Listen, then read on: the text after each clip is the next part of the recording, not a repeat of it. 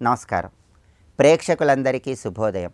ఈనాటి శుభకర కార్తీకం అనే శీర్షికన కార్తీక మాసంలో ఆకాశ దీపానికి ఉన్న ప్రాధాన్యత ఏంటో, ఆకాశ దీపాన్ని దర్శించుకున్నప్పుడు స్మరించుకోవాల్సినటువంటి శ్లోకాలేంటో, కార్తీక మాసంలో దీపదానం చేసేటప్పుడు ఎన్ని ఒత్తుల దీపాలు వెలిగించి దానం ఇస్తే ఎలాంటి సత్ఫలితాలు కలుగుతాయో పరిశీలిద్దాం.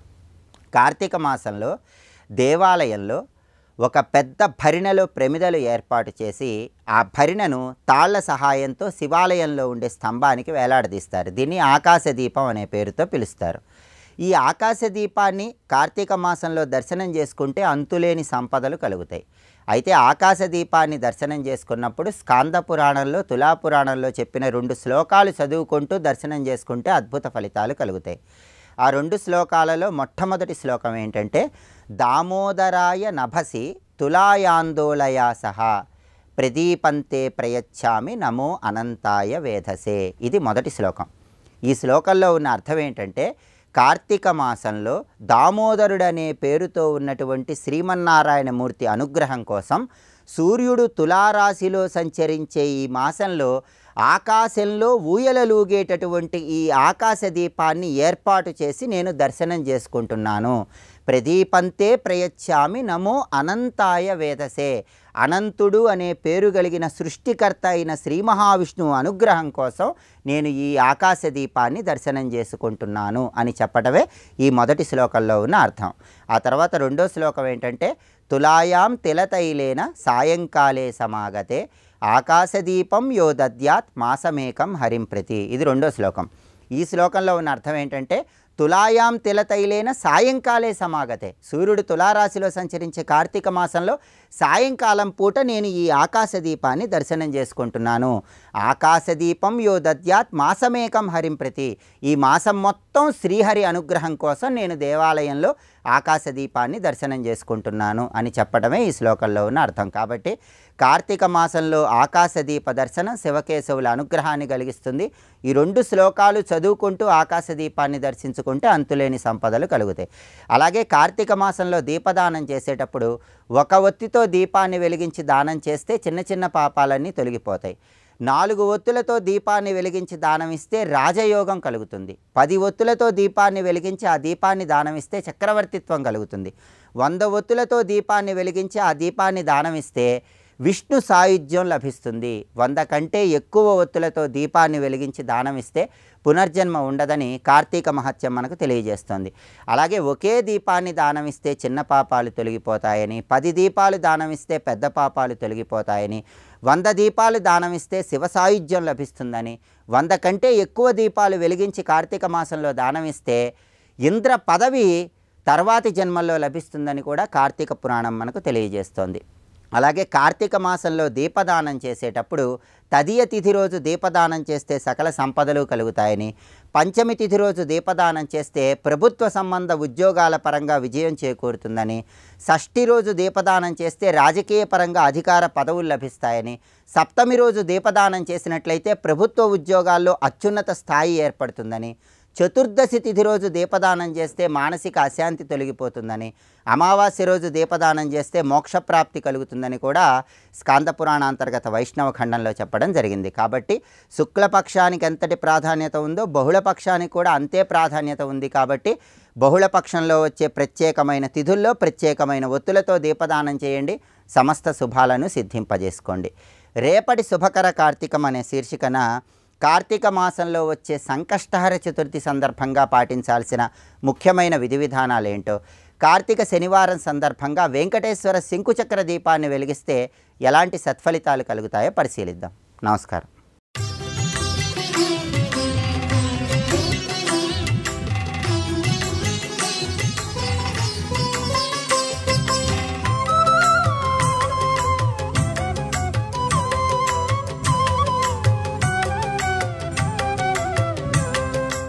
ఒకవేళ నువ్వు కానీ స్వయంవని ఏర్పాటు చేయకపోయినా, లేదా మీ అమ్మాయిని మా అబ్బాయికి వివాహం చేయకపోయినా నిన్ను ముందు చంపుతాను సుమా. అహం త్వాం హన్మి పాపిష్టం తథా పశ్చత్ సుదర్శనం.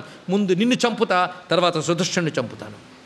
ఎందుకంటే నా దౌహిత్రుని పట్టుకొచ్చాను, అంటే నా కూతురు కొడుకుని తీసుకొచ్చాను ఇక్కడికి. అతడు నీ కన్యనిచ్చి వివాహం చేయు.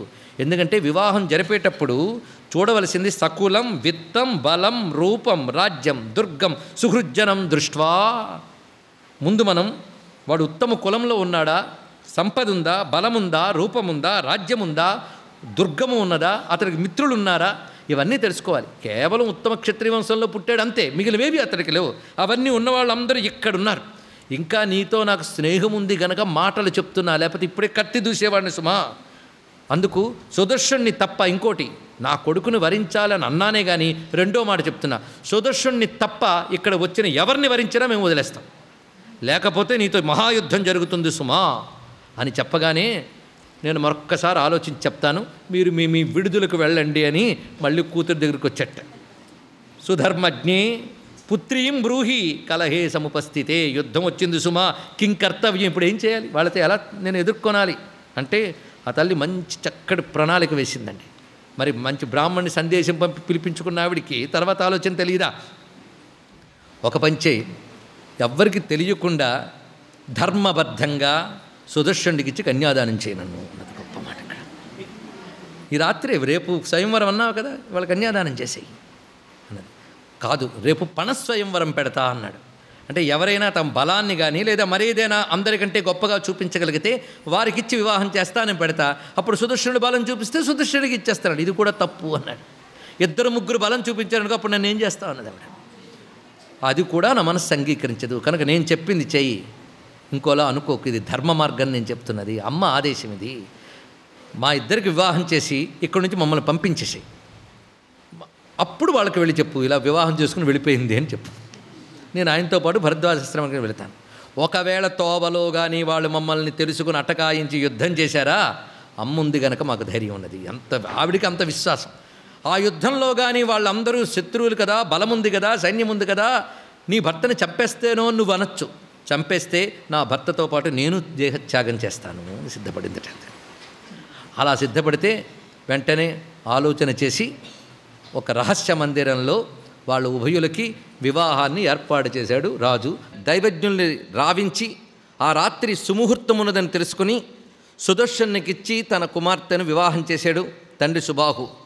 అప్పుడు సుదర్శనుడు శశికళతో వివాహానంతరం వాళ్ళని కూర్చోపెట్టి చాలా ఆనందంగా యోగ్యుడైనటువంటి అల్లుడు దొరికాడని ఆనందించాడు. అతడి తల్లి అయిన మనోరమతో ఈ మాట చెప్తున్నాడు. జగాదవాక్యం విహితాంజలిపుర, రెండు చేతులు దోయులించి వియ్యపురాలుతో అంటున్నాడు. దాసోస్మితే రాజసుతే వరిష్ఠే తద్బ్రూహి యత్స్యాత్తు మనోగతంతే. ఓ తల్లి, నీకు నేను దాసుడను అంటే మర్యాద ఎంత ఇవ్వాలో, తన అల్లుడికి తల్లిని ఏ విధంగా మర్యాద చేయాలో చూపిస్తున్నాడు ఇక్కడ. నీకు నేను దాసుడను అనగా నువ్వు ఏది చెప్తే అది చేయడానికి సిద్ధంగా ఉన్నటువంటి వాడను. నీ మనస్సులో ఏమనుకుంటున్నావో చెప్పు అనగానే ఆ తల్లి ఎంత గొప్పగా చెప్తుందంటే, నిన్ను పొగడాలి అంటే పొగడగలిగే శక్తి ఉండాలి, నాకు ఆ శక్తి లేదు. ఎందుకంటే వందిమాగదులు మొదలైన వారు పొగడగలరు, నాకు అటువంటి చాకచక్యం రాదు. కానీ పొగడడానికి తగిన సుగుణాలన్నీ నీ దగ్గర ఉన్నాయి. అహా అతి చిత్రం నృపతేశ్చరితం పరం పవిత్రం తవ కిం వదామి. నువ్వు చేసిన పని చాలా ఆశ్చర్యకరమైనది, పొగడదగినది. ఎందుకంటే యద్భ్రష్టరాజ్యాయ సుతాయ మేధ్య, భ్రష్టరాజ్యుడైనటువంటి అంటే రాజ్యభ్రష్టుడైనటువంటి నా కొడుక్కి, సంపదలు లేని నా పుత్రుడికి నీ కుమార్తెనిచ్చావు. పైగా వనాధివాసాయకి కిలాధనాయ అధనాయ వనవాసాయ, ధనం లేనివాడు వనవాసి అయినటువంటి నా పుత్రునికి, పైగా పిత్రావిహీనాయ తండ్రి లేనటువంటి వాడు, అసైన్యకాయ సైన్యము లేనటువంటి వాడు, ఇలా అనేక విధములుగా కూడాను ఏమీ లేనటువంటి నా పుత్రుడికి నీ పుత్రికనిచ్చావంటే నీ గొప్పతనం చాలా విశేషమైనటువంటిది అని. పైగా ఒకవైపు మొత్తం రాజులతో శత్రుత్వం వస్తుందని తెలిసి కూడా నువ్వు నా కుమారుడిని అల్లుడిగా స్వీకరించావంటే నీ గుణం చాలా గొప్పది, దీన్ని ఏం ప్రశంసిస్తాను అన్నదామె. అప్పుడు మళ్ళీ నమస్కరించి అంటున్నాడు, అమ్మా రాజ్యభ్రష్టుడు అనవద్దు ఇక నుంచి, ఎందుకంటే గృహాన రాజ్యం మమ సుప్రసిద్ధం, నా ప్రసిద్ధమైన ఈ కాశీరాజ్యమంతా కూడా నీ పుత్రుడికి నేను ఇస్తాను. మరి నేనేమవుతాను అంటే భవామి సేనాపతి రాజ్యచాహం, ఆయనకి రాజ్యం అప్పగించి నేను సేనాపతిగా ఉండిపోతాను. దీనికి ఆయన మొహమాట పడితే నోచే తదర్థం ప్రతిగృహ్య, నా రాజ్యంలో సగం ఆయనకిస్తాను, నువ్వు కూడా నీ కొడుకు కోడలతో ఇక్కడుంటూ ఆనందంగా ఉండు అంతేగాని ఇప్పుడు వీళ్ళిద్దరినీ తిరిగి పంపించేయాలి అని పట్టు మాత్రం పట్టకమ్మా. పైగా ఆ వనవాసం కంటే ఈ వారణాసి వాసం చాలా గొప్పది కదా అన్నట్ట. ఎందుకంటే కాశీవాసం చాలా గొప్పది. అందుకు కాశీరాజు చెప్తున్న అదొక మాట, విహాయ వారాణసికా నివాసం వనేపురే వాసమతో నమేస్తి. వనవాసం కంటే వారణాసి వాసం గొప్పది కనుక నువ్వు ఇక్కడే ఉండు అని చెప్తే ఆమె నమస్కరించి, రాజన్ శివంతేస్తూ, నీకు శుభం కలుగ్గాక, నువ్వు చక్కగా చెప్పావు, మేము మా సాకేతపురికే చేరుకుంటాం, మా అయోధ్యకే చేరుకుంటాం, అక్కడే ఇతడు రాజు అవుతాడు, ఆ భవానీ నీకు శుభం కలిగించుగాక. నాకు ఇప్పుడు ఇంకేం చింత లేదు, ఎందుకంటే అమ్మవారి దయ ఏమిటో మేము స్పష్టంగా చూస్తున్నాం. అమ్మవారి దయగ పాత్రుడయ్యాడు నా పుత్రుడు. నకాపి చింత మమ భూప వర్తతే సంచింతయంత పరమాంబికాం వై. ఈ విధంగా మాట్లాడిన తర్వాత ఈ లోపల మంగళవాద్యములు సందళ్ళన్నీ బయటకు వినబడ్డాయట. ఆ రాజులు అనుకున్నారు ఇతడు ఏదో మోసం చేస్తున్నాడు, తెలుసుకోవాలి అని.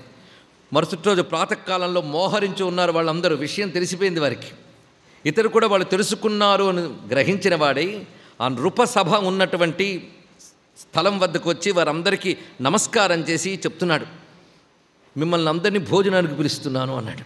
ఎందుకంటే మా అమ్మాయి వివాహం అయింది, నేనేం చేయను, ఆమె సుదర్శనుణ్ణి వరించింది. మీరంత పెద్దవాళ్ళందరూ ఇక్కడ ఉంటూ ఉండగా ఈ వివాహము దీవెనలు లభిస్తున్నాయంటే నేను ధన్యుడుగానే భావిస్తున్నాను. మీరు కూడా నా యందు దయాళువులై ఆదరముగా అవగాహన చేసుకుని ఆశీర్వదించండి అని ఎప్పుడైతే ఇతను సవినయంగా చెప్పాడో వెంటనే యుధాచిత్తు ఆగ్రహోదగ్రుడు అవడమే కాకుండా మిగిలిన రాజులందరినీ కూడా కవ్వించాడు. మనందరం యుద్ధం చేసినా సరే ఆ సుదర్శనుని సంహరిద్దాం, మనం బలంతో ఆ అమ్మాయిని స్వీకరిద్దాం అని కొందరంటే, కొంతమంది మనకెందుకయ్యా, ఆమె ఇచ్ఛాస్వయంవరం క్రింద అతన్ని వివాహమాడింది, మనం చక్కగా చూసి ఆశీర్వదించి భోంచేసి వెళదామని మరికొందరు అన్నట్ట. ఎవరెవరికి వారి అభిప్రాయములు అలా ఉన్నాయి. ఈ లోపల సుదర్శనుడు బయలుదేరుతూ ఉండగా మొత్తం రాజులందరినీ కూడాను, అంటే అందులో తనతో పాటు ఏకీభవించిన రాజులందరినీ కూడాను ప్రేరేపించి వాళ్ళందరినీ సమూహపరిచి అక్కడ యుధాజిత్తు మోహరించి ఉంచాడు. పైగా వీళ్ళ సైన్యం బయలుదేరుతున్నది, అంటే కొద్దిపాటి సైన్యంతోనూ రథం మీద భార్యాసహితరి సుదర్శనుడు వెళ్తున్నాడు, తల్లి కూడా మరో రథం మీద వెళుతూ ఉన్నది. ఇటువైపు కొంతమంది సైన్యం ఉన్నారు, కానీ వెనకాల ఎందుకైనా మంచిదని కాశీరాజు తాను కూడా సైన్యంతో పాటు బయలుదేరుతున్నట్ట. అల్లుడికి ఏదైనా ప్రమాదం వస్తే కాపాడుకుందామని ఆయన కూడా వెనకాల వస్తున్నాడు. సర్వం శ్రీ జగన్మాతృ చరణారవిందార్పణమస్తు. స్వస్తి.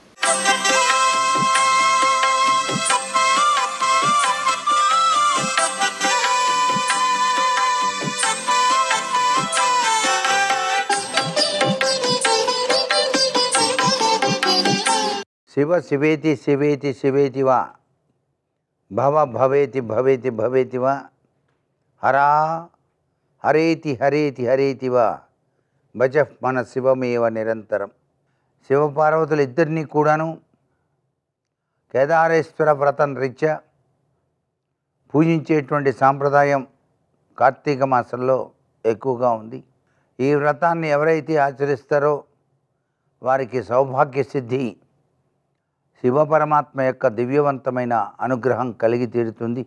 పరమేశ్వరుడు ఐశ్వర్య ప్రదాత కాబట్టి ఆయన్ని కొలిచేటువంటి ప్రతి ఒక్కరికి కూడాను మహదైశ్వర్యాన్ని ప్రసాదిస్తాడు.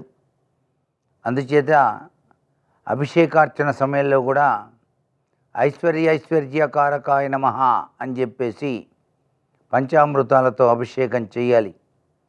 ఎవరైతే ఐశ్వర్యకారకాయ నమః అని కార్తీక మాసంలో చెంబెడు నీళ్లు పోసినా కూడా పరిపూర్ణవంతమైనటువంటి ఐశ్వర్యాన్ని ఇస్తాడు పరమేశ్వరుడు. ఇక్కడ మనం గ్రహించాల్సింది దారిద్ర్య దహన స్తుతి అనేటువంటిది పఠించాలి.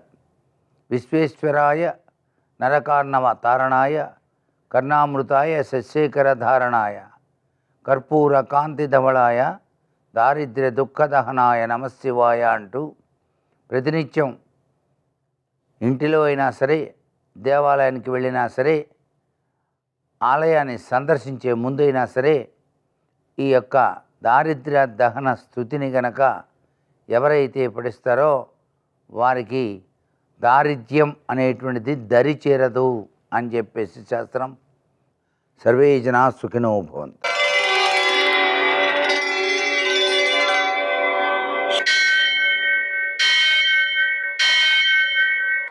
वत्सशीरुषं देवं विश्वाक्षं विश्वशम्भुवं विश्वं नारायणं देवमक्षरं परमं पदं विश्वतः परमां नित्यं विश्वं नारायणगुं हरिं विश्वमेवेदं पुरुषस्तद्विश्वमुपजीवति पतिं विश्वस्यात्मेश्वरगुं शाश्वतगुं शिवमच्युतं नारायणं महाज्ञेयं विश्वात्मानं परायणम् सूर्यशौर्यमथेन्दुरिन्द्रपदवी सन्मङ्गलं मङ्गलम् लक्ष्मीं क्षीरसमुद्रराजतनयां श्रीरङ्गधामेश्वरीं दासीभूतसमस्तदेववनितां लोकैकदीपाङ्कुरां श्रीमन्मन्दकटाक्षलब्धविभवब्रह्मेन्द्रगङ्गाधरां त्वां त्रैलोक्यकुटुम्बिनीं सरसिजां వందే ముకుందప్రియాం. నేటి కాలమాన విశేషాలను గమనిద్దాం. స్వస్తి శ్రీ చాంద్రమాన విశ్వావసనామ సంవత్సరం దక్షిణాయనం శరదృతువు కార్తీక మాసం కృష్ణపక్షం శుక్రవారం. సూర్యోదయం 6:22 సూర్యాస్తమయం 5:38. తిథి విధియ మధ్యాహ్నం 11:07 వరకు. నక్షత్రం రోహిణి రాత్రి 12:25 వరకు. వర్జం సాయంకాలం 5:32 నుంచి 6:57 వరకు. మరల తెల్లవారుజామున 5:36 ప్రారంభం. దుర్ముహూర్తం ఉదయం 8:36 నుంచి 9:21 వరకు. మరల మధ్యాహ్నం 12:22 నుంచి 1:07 వరకు. అమృతకాలం రాత్రి 9:46 నుంచి 11:10 వరకు. రాహుకాలం శుక్రవారం కాబట్టి ఉదయం 10:30 నుంచి 12 గంటల వరకు. అష్టకవర్గ రీత్యా శుభప్రదమైన సమయం మధ్యాహ్నం 12:15. నేటి విశేషం శుక్రవారం సందర్భంగా మనం లక్ష్మీదేవిని పూజ చేసుకోవడం మంచిది. అయితే గృహస్థులైనటువంటి వారు ఒక్క లక్ష్మీదేవిని ఆరాధించడం మంచిది కాదు. లక్ష్మీనారాయణులను మారేడు దళాలతో అర్చించుకోవడం ద్వారా సంపదలు వృద్ధి చెందుతాయి. అలాగనే లక్ష్మీ అష్టోత్తర శతనామ స్తోత్రాన్ని 108 సార్లు పారాయణ చేయడం, లక్ష్మీ హృదయం 5 సార్లు పారాయణ చేయడం, కనకధారాస్తవం 3 సార్లు పారాయణ చేయడం అత్యంత సత్ఫలితాలను అందజేస్తుంది. శుక్రవారం లక్ష్మీదేవికి సంబంధించిన అనుగ్రహం కోసం మనం దానాలు చేయడం చాలా చాలా మంచిది. మరి దానాలు ఏం చేయాలండి అంటే, మనకు ఏవి అవసరమో వాటిని దానం చేయాలి, మనకేవి ఇష్టమో వాటిని దానం చేయాలి. అప్పుడు మనకు ఇష్టమైనవి సిద్ధిస్తాయి. మనకు అవసరం లేనివి దానం చేస్తుంటే మనకు కూడా అవసరం లేనివే వస్తుంటాయి, వాటి వల్ల ప్రయోజనం ఉండదు కదా. అందుకని అవసరమైన వాటిని దానం చేయాలి. నేటి ఆణిముత్యాలు.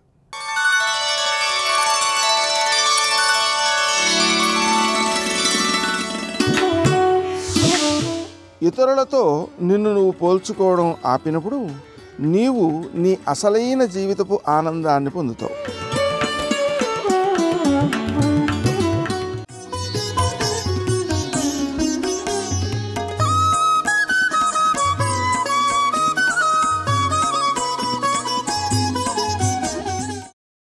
అంత ధర్మాన్ని పట్టుకున్న రాముడికి ఒరిపిడి వచ్చిందా లేదా, కష్టం వచ్చిందా లేదా రామాయణంలో. కానీ ధర్మాన్ని విడిచిపెట్టలేదు. ధర్మము రక్షిస్తుందన్న నమ్మకం మనిషి కలిగి ఉండడాన్ని శ్రద్ధ అంటారు. అన్నపూర్ణ అంటే కేవలము అన్నం ఒక్కటి పెట్టేటటువంటి తల్లి మాత్రమే కాదు. ఇప్పుడు ఒక సత్రం ఉందనుకోండి, ఓ సత్రంకి వెళ్ళి ఒక ఆయన భోజనానికి కూర్చున్నాడు అనుకోండి, ఆయన ఎవరు అన్న దాంతో అన్నం పెట్టే వాళ్ళకి సందర్భం ఉండద్దు. ఎందుకని అంటే ఆయన అన్నార్తుడై ఉన్నాడు. అన్నార్తితో వచ్చిన వాళ్ళకే అన్నం పెట్టడమే సత్రంలో లక్షణం. అది తప్పు కూడా పట్టకూడదు. అలా కొన్ని సత్రములు ఉన్నాయి కాబట్టి ఎందరో ఆకలితో ఉన్నవాళ్ళు బ్రతుకుతున్నారు. అది ఎంత మాత్రం తప్పని చెప్పడానికి వీల్లేదు. కానీ అందులో ఉన్నటువంటి వితరణకు వాళ్ళు చేస్తున్న పనిలో కొన్ని పరిమితులు ఉంటాయి. వచ్చినవాడి ఆకలి తీర్చగలరు, కడుపు నింపగలరు, ప్రాణములు నిలబెట్టగలరు, శక్తి పొందేట్టు చెయ్యగలరు, ఆ మంచి పని వరకు చెయ్యగలరు. కానీ తిన్న అన్నం వలన వచ్చిన బలంతో వాడు తప్పు చెయ్యకుండా మనసుని మార్చగలిగిన శక్తి అన్నదాన సత్రవుకు ఉండకపోవచ్చు. అన్నపూర్ణమ్మ కేవలము అన్నము పెట్టడము కాదు, రోజు అన్నపూర్ణాష్టకం చదువుకుంటే అన్నం తినే ముందు చిట్ట చివర ఈ శ్లోకాలన్నీ చదవకపోయినా కనీసంలో కనీసం ఏదో ఒక్క శ్లోకాన్ని చదివిన, ఏ ఒక్క శ్లోకం కాకపోయినా ఒక్క పాదం మాతా చ పార్వతీదేవి పితాదేవో మహేశ్వర అనుకుని తిన్నా కాదు, జ్ఞానవైరాగ్య సిద్ధ్యర్థం భిక్షాం దేహీ చ పార్వతి, అమ్మ అన్నంతో పాటుగా నాకు జ్ఞానవైరాగ్యములను కూడా ఇయ్యి అని అడుగుతున్నారు అంటే భక్తి ఉన్నట్టేగా. ఇంకా మళ్ళీ భక్తి గురించి ప్రస్తావన చేయాలా? భక్తి లేకుండా ఆ మాట ఎందుకంటారు? కాబట్టి అలా అనగలిగిన ఒక్క పాదాన్ని ఇందులో చదువుకోగలిగిన మనిషి జీవితం మనిషి జీవితంగా నిలబడుతుంది. లేనినాడు మనుష్య ఉపాధిని పొంది మిగిలిన ప్రాణుల కన్నా ఏ విధంగా భిన్నమవుతాడు? ధర్మాచరణము చేత మాత్రమే మనిషి మిగిలిన ప్రాణుల కన్నా ఉత్కృష్టుడు. ఆ ధర్మాచరణము లేనినాడు మిగిలిన ప్రాణుల కన్నా ఎలా ఉత్కృష్టుడు? ఈ ధర్మాన్ని వదిలిపెట్టిన భోగం నాకొద్దు, ధర్మాన్ని ఆచరించడం వల్ల నాకు కష్టం వచ్చినా నాకు ఇబ్బంది లేదు, ఆ ధర్మం నన్ను కాపాడుతుంది. ఈ నమ్మకం కలగాలి అంటే కేవలం అన్నం తినడం కాదురా, అన్నం పెడుతున్న అన్నపూర్ణమ్మని పాదములు పట్టుకుని ప్రార్థన చెయ్యి. ఆ తల్లి ధర్మమునందు అనురక్తినిస్తుంది, ధర్మమునందు నిష్ఠనిస్తుంది. అంటే ఒరిపిడి కలిగినప్పుడు ధర్మాన్ని విడిచిపెట్టకుండా ధర్మం కొరకే నిలబడగలిగినటువంటి ప్రజ్ఞ వస్తుంది. వాడు శాశ్వతమైన కీర్తి పొందుతాడు. కొన్ని సందర్భములు అన్ని వేళలా సమాజమునకు తెలియవలసిన అవసరం కూడా ఉండదు, అది ఆ వ్యక్తి జీవితంలో రహస్యంగా ఉండిపోవచ్చు. కానీ చూడ్డానికి పరమేశ్వరుడు అన్నవాడు ఒకడు ఉంటాడు కదా, ఆయన ధర్మానికి నిలబడ్డాడో నిలబడలేదో ఆయన దృష్టిలో పడడం వరకు చాలు. నా బిడ్డ నేను పెట్టిన అన్నం తిని ధర్మానికి నిలబడ్డాడని అన్నపూర్ణమ్మ ఆనందపడితే అంతకన్నా ఏం కావాలి? పాలిచ్చి పెంచిన అమ్మ, సంపాదించి తెచ్చిన తండ్రి, చదువు చెప్పిన గురువు, అన్నం పెట్టిన అమ్మ నా బిడ్డ ఇంత ధర్మాత్ముడయ్యాడు గొప్పవాడయ్యాడని సంతోషిస్తే ఎలా ఉంటుందో అన్నపూర్ణమ్మ సంతోషించడం అలా ఉంటుంది. అందుకే ఆ ధర్మమునందు నిష్ట ఇవ్వగలిగినటువంటి తల్లి అన్నపూర్ణమ్మ. నిజానికి ఈ స్తుతి కన్నా, ఈ స్తుతిలో చెప్పబడిన విషయాల కన్నా దేశకాలములతో సంబంధం లేకుండా సమాజానికి, సమాజంలో ఉన్న మనుష్యులకు ఎల్ల కాలముల యందు పనికొచ్చేది ఇంకేముంటుంది? ఇంకేం చెప్పాలి ప్రజలకు? అసలు ఇది బాగా అందుకోగలిగారు అనుకోండి చాలు. శాంతి భద్రతలకి సరిపోదా? ప్రజలు ధర్మాత్ములై నిలబడడానికి సరిపోదా? అందరూ సంతోషంగా ఉండడానికి ఇది సరిపోదా? అంటే ఎంత కష్టకాలంలో కూడా ధర్మం నిలబడడానికి ఏ స్తోత్రాన్ని మనం చదువుకుంటే భగవతి అనుగ్రహం చేత మన జీవితాలు ఒబ్బిడవుతాయో అంత గొప్ప స్తుతిని మనకిచ్చి శంకర భగవత్పాదులు మనని అనుగ్రహించారు. అటువంటి జగద్గురువులకు మనం ఏమి ఇవ్వగలం? ఇస్తే మాత్రం ఆయన ఏం కోరుకుంటారు? సన్యాసాశ్రమంలో ఉన్నవారు 2 చేతులు కైమోక్షి శంకరులకు నమస్కరించడం వినా మనం చెయ్యగలిగినది ఉండదు. అందుకే యోగానందకరీ రిపుక్షయకరీ ధర్మైక నిష్ఠాకరీ చంద్రార్కా నల్లభాసమా నలహరి. శంకర భగవత్పాదులు ఆ తల్లి యొక్క కాంతి గురించి మాట్లాడుతున్నారు. వారు మాట్లాడుతున్నప్పుడు మణులలో పొదగబడినటువంటి సూత్రం ఎలా ఉంటుందో చూడండి. ఒక మాల ఎక్కిస్తారు, పైకి కనపడకుండా లోపల దారము ద్వారా ఈ పువ్వులను గుదిగుచ్చినట్లు, దాని చేత శోభ తెచ్చినట్టు వరుసగా అమ్మవారి యొక్క వైభవాన్ని, గుణగణములను అలా ప్రతిపాదన చేస్తారు స్తుతిపాఠంలో శంకరులు. కానీ ముందు దానికి పక్కదానికి సంబంధం లేకుండా ఉండదు, అంత అందంగా తీసుకొస్తారు. అందుకే చంద్రార్క నల్లభాసమా నలహరి, అమ్మవారి నుండి వెలువడేటటువంటి కాంతి ఎలా ఉంటుంది అంటే ఏదో కేవలము చంద్రుడి కాంతి కాదుట. అర్క అంటే పూజింపబడువాడు అని అర్థం. సూర్యుడు పూజింపబడే లక్షణం ఉన్నప్పుడు అర్క శబ్దం చేత పిలుస్తారు. అది శంకరాచార్యుల వారి గొప్పతనం. సూర్యుడికి ఎన్నో పేర్లు ఉన్నాయి కానీ వాడరు. శంకరులు ఎక్కడైనా ఎప్పుడైనా ఏదైనా పేరు వాడారు అంటే అందులో ఏదో ఉంది రహస్యం అని గుర్తు. మీరు సౌందర్యలహరి పరిశీలించండి, అసలు అమ్మవారిని ఆయన ఎక్కువ పేర్లతో పిలవరు. ఆయన ఎక్కువ వాడే పేరు ఏమిటంటే శివి శివి శివి అంటూ ఉంటారు. అమ్మా శుభములను సంగే తల్లి అంటూ ఉంటారు. ఆయన ఏదైనా ఒక పేరు వాడారంటే దాని వెనక ఏదో ఉంటుంది, గాంభీర్యం. అర్క పూజింపబడేవాడు, అమ్మవారు పూజనీయురాలు, భట్టారిక, లలితాపరా భట్టారిక అంటాం కదా, పూజనీయురాలు. సర్వం శ్రీ ఉమామహేశ్వర పరబ్రహ్మార్పణమస్తు. స్వస్తి.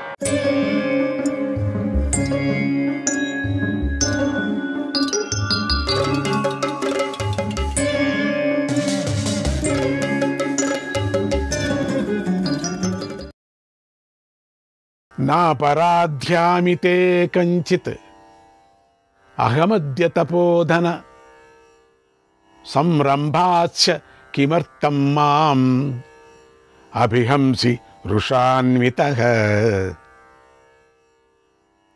ఓ తపోధన, నేనిప్పుడు నీకేం అపకారం చేశాను? కోపంతోనూ ఆవేశంతోనూ నన్నెందుకు చంపాలనుకుంటున్నావు అంది. రురువు పాము మాట్లాడుతున్నందుకు ఆశ్చర్యపోతూ, అయ్యా, నా ప్రాణంతో సమానమైన భార్యను ఒక పాము కరిచింది. అప్పటినుంచి కనిపించిన పామును చంపి తీరుతానని ప్రతిజ్ఞ చేశాను. ప్రపంచంలో సర్పజాతే ఉండకూడదు, సర్పజాతి నాశనానికే నేను కంకణం కట్టుకున్నాను అన్నాడు. అప్పుడు డుండుభం, ఓ బ్రాహ్మణుడా, మానవులను కరిచే పాములు వేరు, పాములాంటి ఆకారంలో ఉన్న డుండుభాలు వేరు. 2 తలలు 3 తలలు 4 తలలు ఉండేటువంటి పాములు కరచవు, అవి ఆశీర్వదిస్తాయి. కరిచే పాములు వేరుగా ఉంటాయి. ఏకానర్థాన్ పృథగర్థాన్ ఏక దుఃఖాన్ పృథక్ సుఖాన్ డుండుభాన్ ధర్మవిదు భూత్వా నత్వం హింసితుమర్హసి. అయ్యో, హానిని పొందటంలో అన్నీ ఒకటే, ప్రయోజనాలను పొందటంలో మాత్రమే వేరు. అలాగే దుఃఖం పొందటానికి మాత్రం అన్నీ సమానమే. సుఖాలు, ఇది బాగుంది, ఇది ఒక సూక్తి. సుఖాలు పొందటానికి మాత్రమే వేరు. నువ్వు ధర్మాన్ని తెలుసుకో, డుండువాలను హింసించటం మానుకో అంది. రురుడు ఆ మాటలు విని భయపడ్డాడు. ఆ మాట్లాడినది డుండుభం కాదు, ఒక మునీశ్వరుడు అని గ్రహించాడు. అయ్యా, మీరెవరో చెప్పండి, మీకు ఈ రూపం ఎలా వచ్చిందో చెప్పండి అని అడిగాడు. అప్పుడు ఆ డుండుభం తన కథని ఇలా చెప్పింది. ఓ రురు, పూర్వం నేను సహస్రపాదుడు అనే మునిని. ఒక బ్రాహ్మణుడి శాపం వల్ల నేను ఇలా పామై పుట్టవలసి వచ్చింది. పూర్వం నాకొక స్నేహితుడు ఉండేవాడు. అతడి పేరు ఖగముడు. అతడు గొప్ప తపశ్శాలి.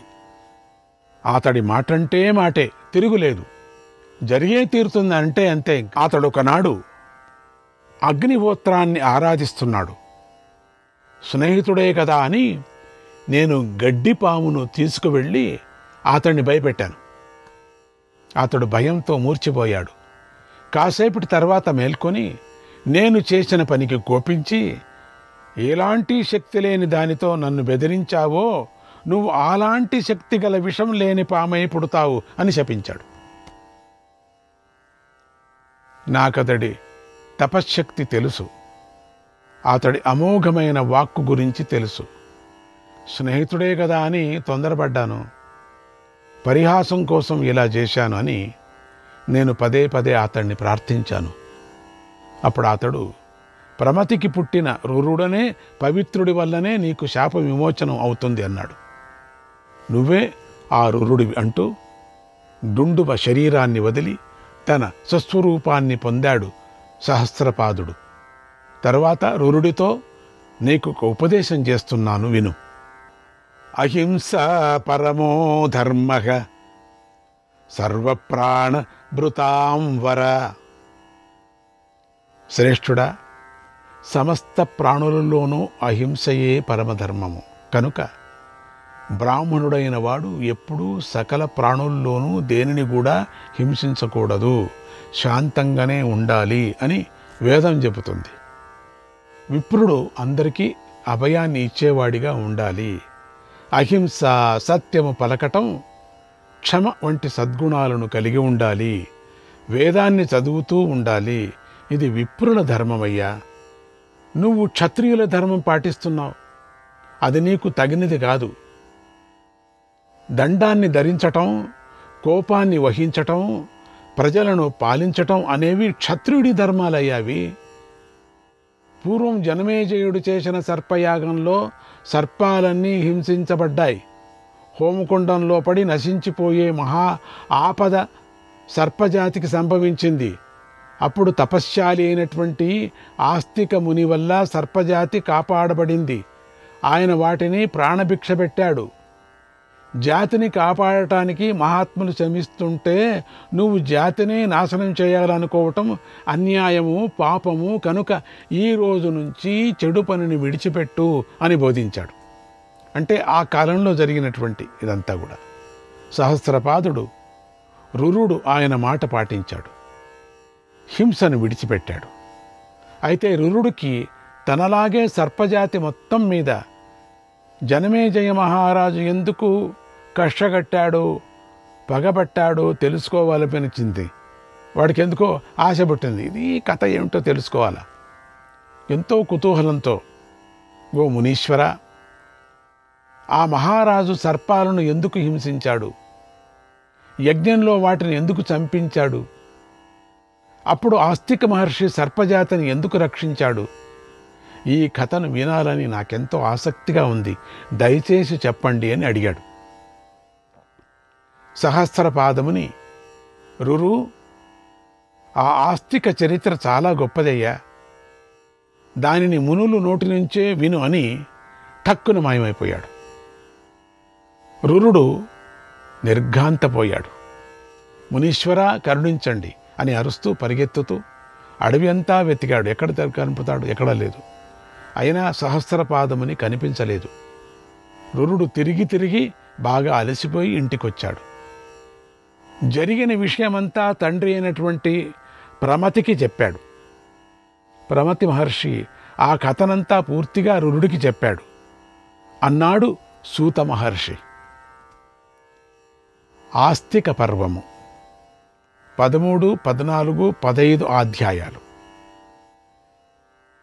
శ్రీమన్ మహాభారతంలో ఆది పర్వంలో ఒక ఉపపర్వము ఆస్తిక పర్వము.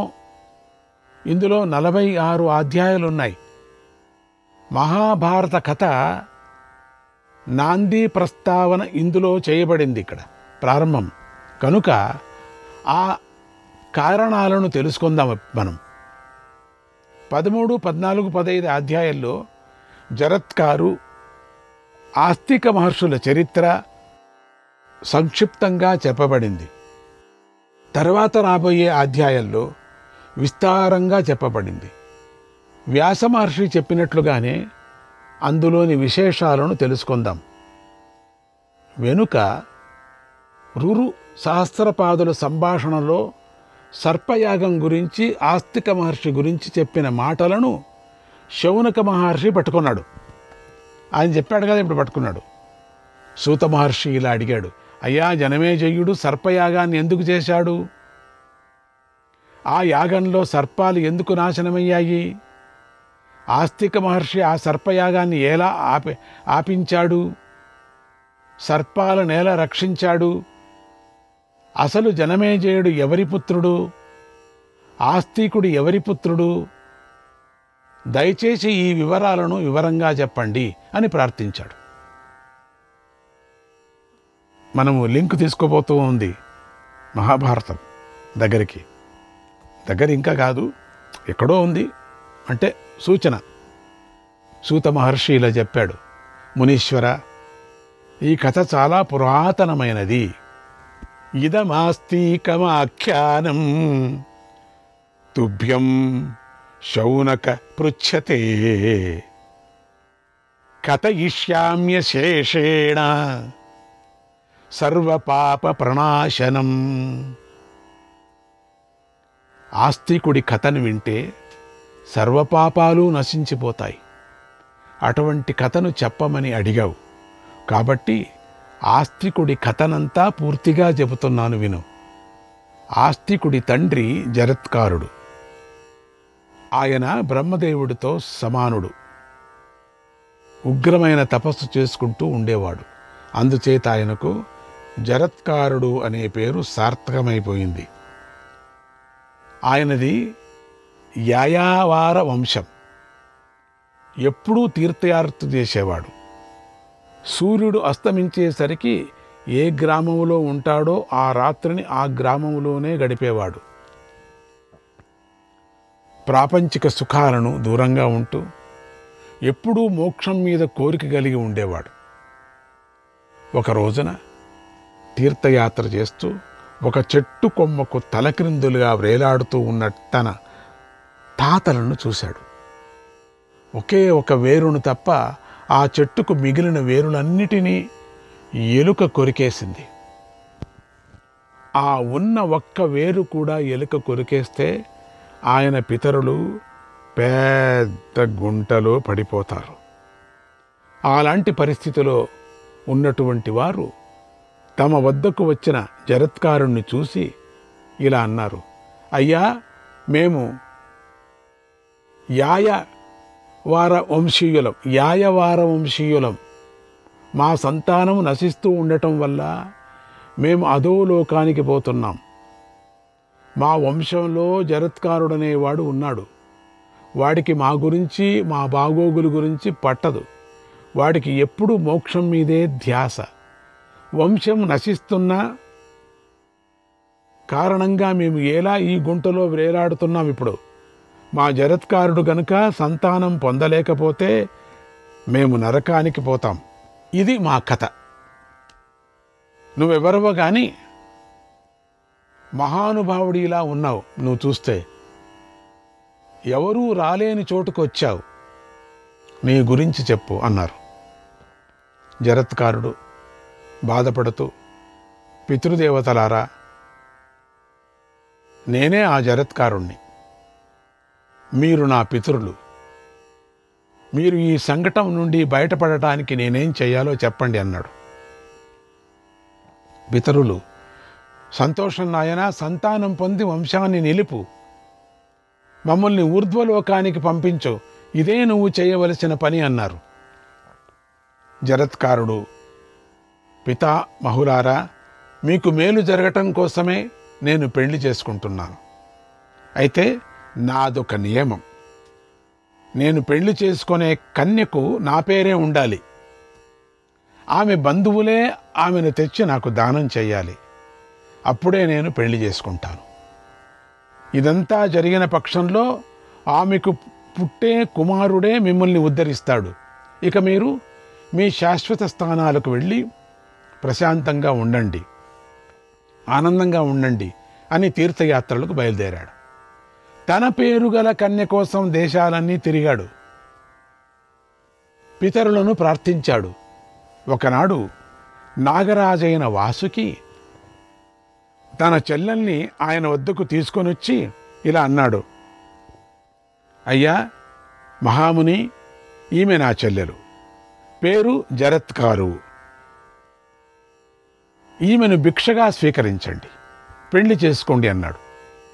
జరత్కార మహర్షి ఆ జరత్కారువును పెళ్లి చేసుకున్నాడు. ఆశ్చర్యంగా వారికి ఆస్తికుడు జన్మించాడు. అతడు చాలా గొప్పవాడు. సమస్సర్వస్య లోకస్య పితృమాతృ భయాపహ, మహాతపస్వి, అందరియందు సమదృష్టి గలవాడు. అటు పితృవంశానికి ఇటు మాతృవంశానికి భయాన్ని తొలగించాడు. జనమేజయుడు చేస్తున్న సర్పయాగంలో పాములన్నీ నశిస్తూ ఉండగా సర్పయాగాన్ని ఆపించాడు.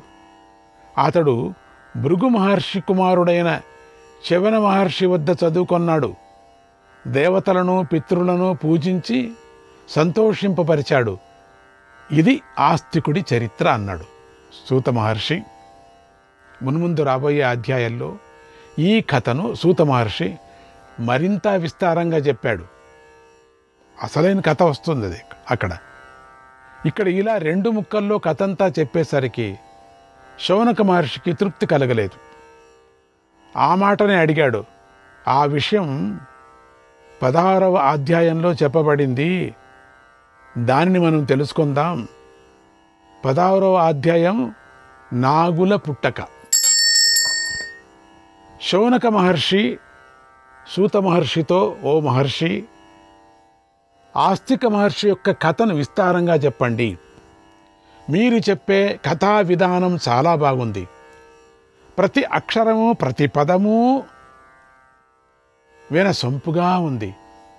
ఈ కథను వినటం వల్ల మాకు మనశ్శాంతి కలుగుతుంది అని ప్రార్థించాడు.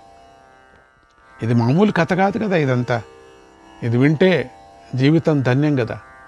సూత మహర్షి ఇలా చెప్పాడు. పూర్వము సత్యయుగంలో జరిగిన కథ ఇది. సత్యయుగంలో జరిగిన కథ ఇది. దక్ష ప్రజాపతికి కద్రువ, వినత అనే 2 కూతుళ్ళు ఉండేవారు. వారు కశ్యపుడికి భార్యలయ్యారు. ఒకనాడు వారు పుత్రుల కోసం భర్త అయిన కశ్యపుడిని ప్రార్థించారు. కశ్యపుడు సంతోషించి మీకేం కావాలో కోరుకోండి అన్నాడు. అప్పుడు మొదటిగా కద్రువ, నాథ, నాకు సమానమైన తేజస్సు, సమానమైన బలాలు గల 1000 మంది నాగులను పుత్రులుగా అనుగ్రహించు అని కోరింది. తరువాత వినత, నాథ, నాకు 2 పుత్రులే చాలు. అయితే వారు కద్రువ పుత్రుల కన్నా అధిక బలవంతులై ఉండాలి, పరాక్రమవంతులై ఉండాలి. కనుక అటువంటి 2 పుత్రులను ప్రసాదించు అని కోరుకుంది. కశ్యప మహర్షి భార్యలిద్దరినీ అనుగ్రహించాడు. కద్రువ, వినతల గర్భవతులయ్యారు. అప్పుడు కశ్యప మహర్షి, మీ గర్భాలు జాగ్రత్తగా కాపాడుకోండి అని తపస్సుకై వెళ్ళిపోయాడు. గర్భాలు జాగ్రత్త. కొన్నాళ్లకు కద్రువ 1000 గ్రుడ్లను కన్నది. వినుత 2 గ్రుడ్లను కన్నది. వారి వారి చెలికత్తెలు ఆ గ్రుడ్లను నేతి కుండలలో పెట్టి కాపాడసాగారు. 500 సంవత్సరాలు గడిచిపోయాయి. కద్రువకు పుత్రులు పుట్టారు కానీ వినతకు పుట్టలేదు. అందుకు వినత సిగ్గుపడింది, దిగులు పడింది, తొందరపడింది. తన 2 గ్రుడ్లలో ఒకదానిని పగలగొట్టేసింది.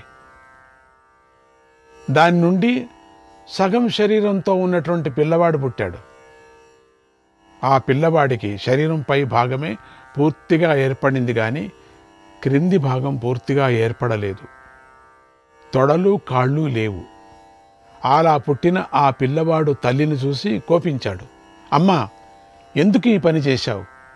దురాశతో ఎందుకు ఇలా ప్రవర్తించావు?